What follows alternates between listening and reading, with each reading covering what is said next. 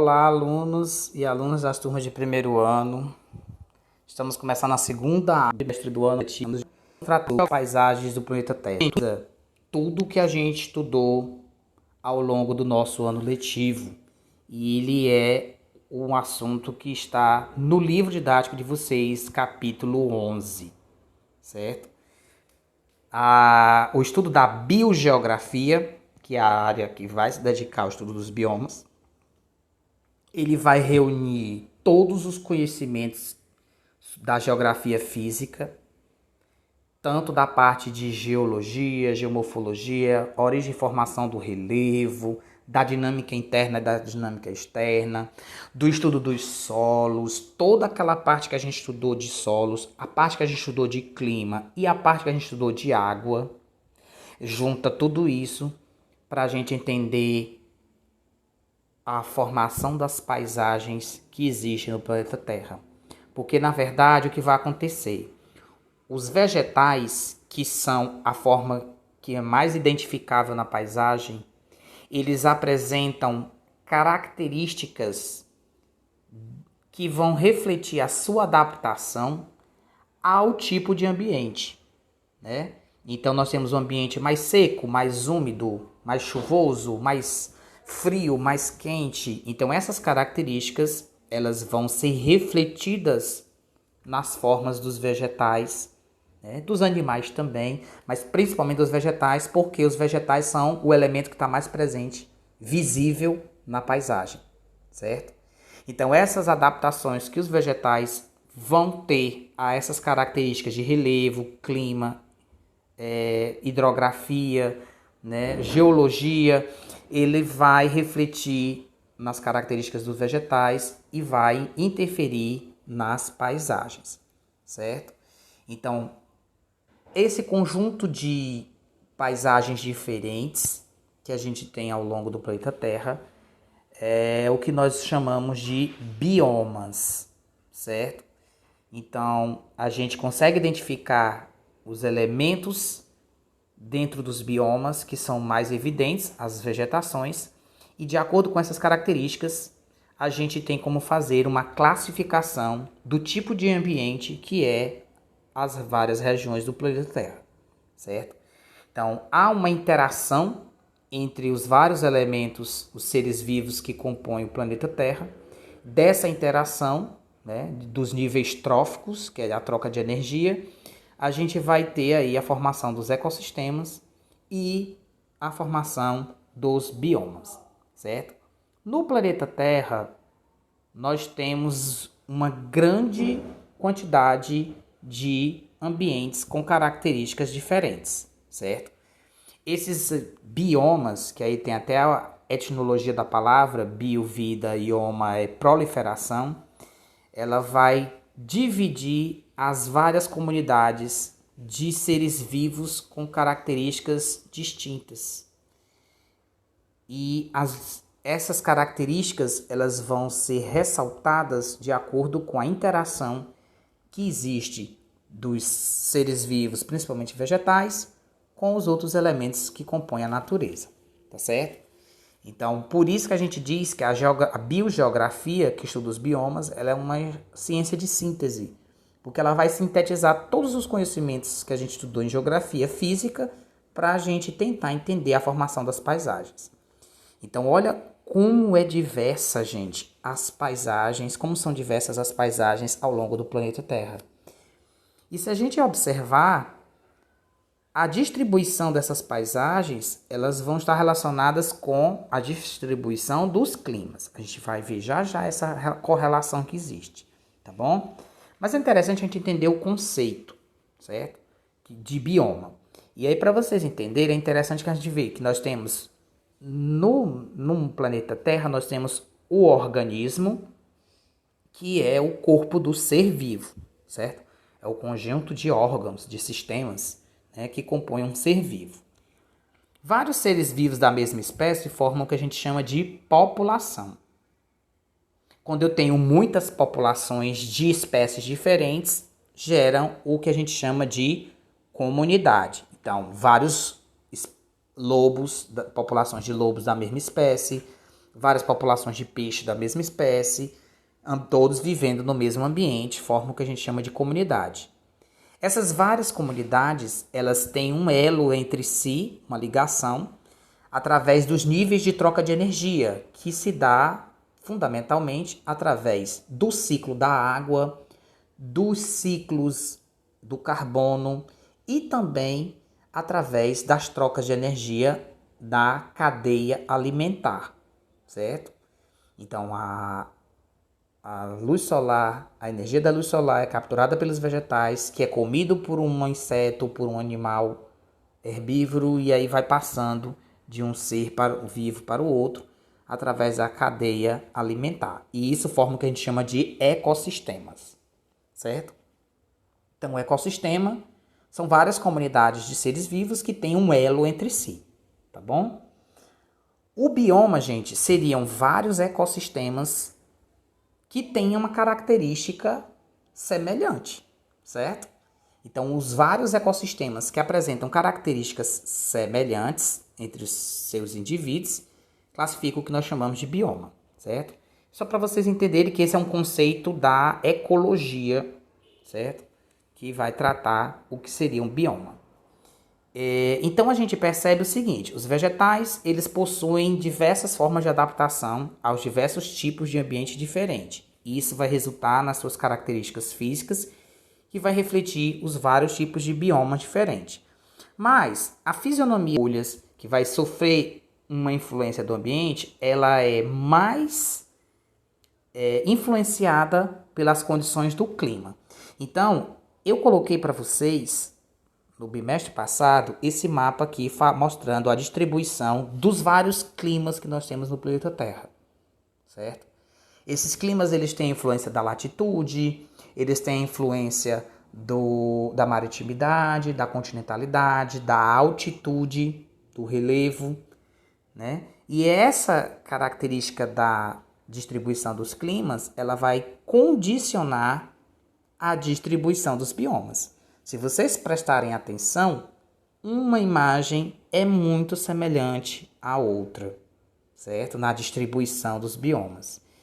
E aí os biomas que a gente tem, né? Até nos nomes eles apresentam, ó, floresta tropical, floresta equatorial, está relacionado com o clima, certo? O clima tropical, o clima equatorial, tá bom? Então, essa correlação é interessante a gente fazer. Dentre as adaptações, eu coloquei algumas para vocês aqui, ó. Por exemplo, existem plantas que estão adaptadas a um ambiente que tem uma grande quantidade de chuva. Então, elas são perennifólias, porque elas têm folhas o ano inteiro, certo? Elas não perdem suas folhas. E aí tem essa característica, ser perennifólia. Ela tem folha o ano todo. A folha dela, na verdade, não cai, certo? A folha dela vai durar muitos e muito tempo. Se ela perde as folhas por uma adaptação, seja porque vai acumular neve nos galhos, ela precisa perder as folhas para não acumular neve, ou porque vai chegar a seca e ela não pode perder água na transpiração e aí ela perde as folhas, ela vai ser chamada de uma planta caducifólia, decídua ou estacional, certo? As plantas que vivem nas regiões costeiras, próximas ao litoral, elas são sujeitas a ventos com grandes velocidades. Para que as suas folhas não sejam rasgadas por esse vento forte, elas desenvolveram a característica de adaptação que é a esclerofilia, ou seja, elas têm folhas duras, encouraçadas, rígidas, que não vão ser rasgadas pelo vento. Outra característica em relação à aridez, né, a falta de água, é a xerofilia, que são plantas que, em vez de desenvolver folhas, elas desenvolvem espinhos e elas realizam fotossíntese pelo caule. São as chamadas plantas xerófilas. Algumas desenvolveram cera, né?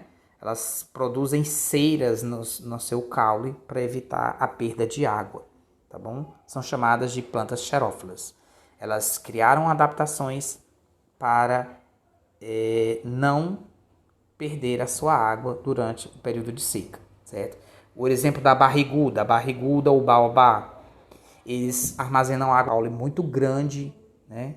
Muito exuberante, para poder armazenar água dentro, como se fosse uma caixa d'água viva. Plantas higrófilas são aquelas que são adaptadas a ambientes que tanto têm uma grande quantidade de água que o seu caule fica parcialmente coberto em determinados períodos do ano, certo? É o caso da carnaúba, por exemplo, aqui no Ceará. Durante os períodos de cheia, a carnaúba ela fica debaixo d'água. Não a planta toda, né, gente? Só o tronco dela. Mas outras plantas que não têm essa adaptação, o que ia acontecer? Ela não ia conseguir oxigenar as raízes, porque está debaixo d'água, e a planta ia morrer afogada. Isso acontece, viu, gente? A planta, se você botar água demais nela, ela morre afogada, certo? Ela vai morrer. Então, essas plantas elas estão adaptadas a ter o seu tronco parcialmente coberto por água, certo? As plantas da Amazônia, da chamada mata de igapó, né? Elas têm essa adaptação. Os igarapés são cobertos por água e aí ela não vai sofrer nenhum estresse por conta dessa inundação, porque ela tem uma adaptação.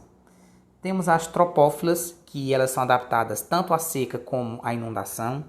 Nós temos as plantas que são chamadas de aciculifoliadas. Elas têm as folhas, desenvolvem folhas no formato de agulhas ou alfinetes, que é o caso dos pinheiros. E isso vai fazer com que não acumule neve, né, na sua estrutura, nos seus galhos, e a neve escorre e não fica acumulada, porque senão o peso da neve ia quebrar os galhos e aí a planta ia ter um problema sério na perda da biomassa, certo? Então, elas desenvolveram essa característica. E também em regiões onde nós temos o clima mais seco. E aí, para elas não perderem tanta água, elas desenvolveram folhas no formato de espinho, certo? De agulhas.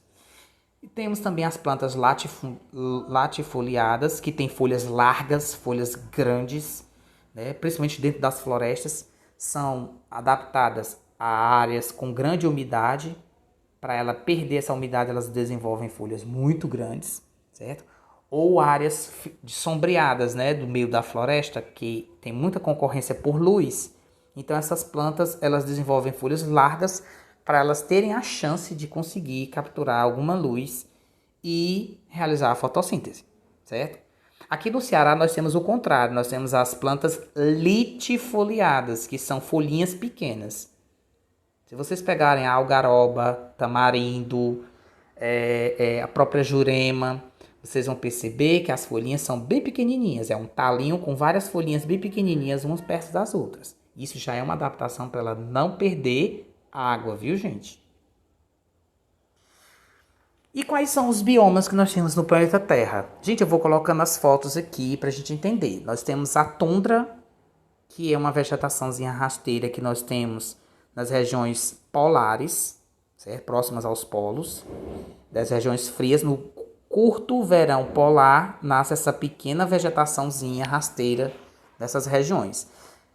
Por que não tem árvores? Porque não dava tempo uma árvore crescer durante os 2 meses de verão, que há a luz do sol. O resto do ano todinho é escuridão, é inverno, é coberto de gelo.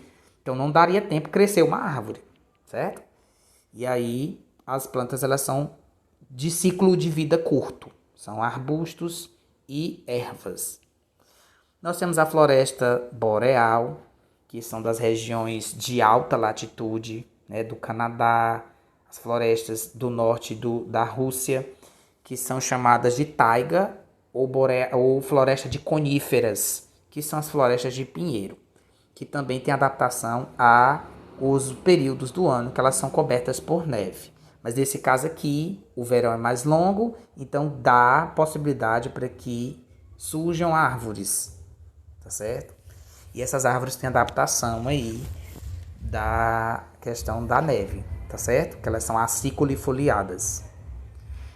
Nós temos a floresta subtropical, e aí como exemplo eu coloquei aqui a floresta de araucárias do Brasil, que são os pinheiros do Paraná. Elas são adaptadas a variação de temperatura, grande variação de temperatura ao longo do ano. né? Lembrando que as zonas subtropicais e as zonas temperadas têm as 4 estações do ano bem definidas. Tem invernos frios e verões quentes. Aqui nós temos a floresta temperada, né? Daqui no caso é uma foto que está mostrando no outono, a floresta temperada no outono. Ela também está adaptada a sofrer mudanças durante as 4 estações do ano, certo? Nós temos as florestas tropicais e as florestas equatoriais, né, que possuem aí a característica da grande umidade, né? Possuem uma grande umidade, são densamente povoadas, quer dizer, tem uma população de árvores muito densas em cada metro quadrado. Nós temos a população do Mediterrâneo, a vegetação do Mediterrâneo, que se caracteriza aí pelas condições do clima. Quando nós estudamos, eu mostrei para vocês que o clima de Atenas, né, no climograma de Atenas, existem verões que são secos e invernos que são chuvosos. E aí as vegetações do Mediterrâneo, elas têm essa característica do clima mediterrâneo. Elas se adaptam às condições de clima que é seco no verão e é chuvoso no inverno, tá bom? A gente até chama o período do verão aqui que chove de inverno porque nós fomos colonizados por portugueses que estavam adaptados a esse tipo de clima mediterrâneo. Então eles achavam que era inverno aqui porque estava chovendo, certo? Quando nossas chuvas são de verão e outono. Nós temos as savanas, né, gente, na África aí, ó. Essa imagem com certeza vocês já devem ter visto, né, nos filmes, na televisão, é muito divulgada nos vídeos da Discovery, né? E aí ela é caracterizada por uma extensa área de gramínea com algumas árvores espaçadas. Essa vegetação ela é típica das regiões semiáridas, como aqui no Nordeste brasileiro. Nós temos as pradarias, que são campos de grama, caracterizados aí por regiões de clima mais frio, né? Tem um clima mais frio. E nós temos as estepes, que também são campos de grama, mas tem a característica aí que elas são regiões semiáridas. Então, as estepes são campos no semiárido, pradarias nos campos na região mais fria, subtropical.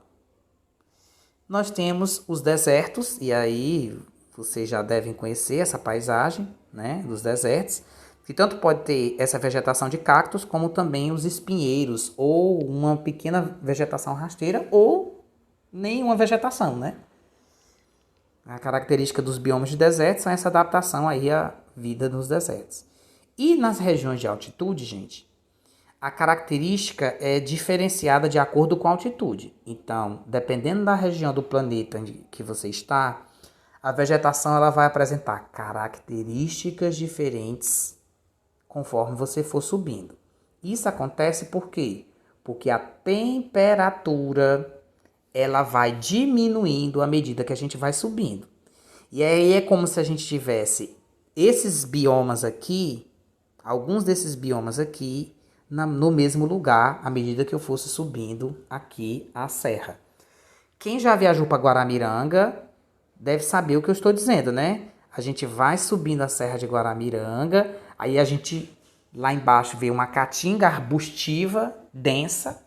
Aí quando você sobe a serra, lá em cima você vê uma floresta enorme, que é uma floresta tropical atlântica, né? E aí você fica, nossa, mas isso aqui é o Ceará? Você se pergunta. Perdão.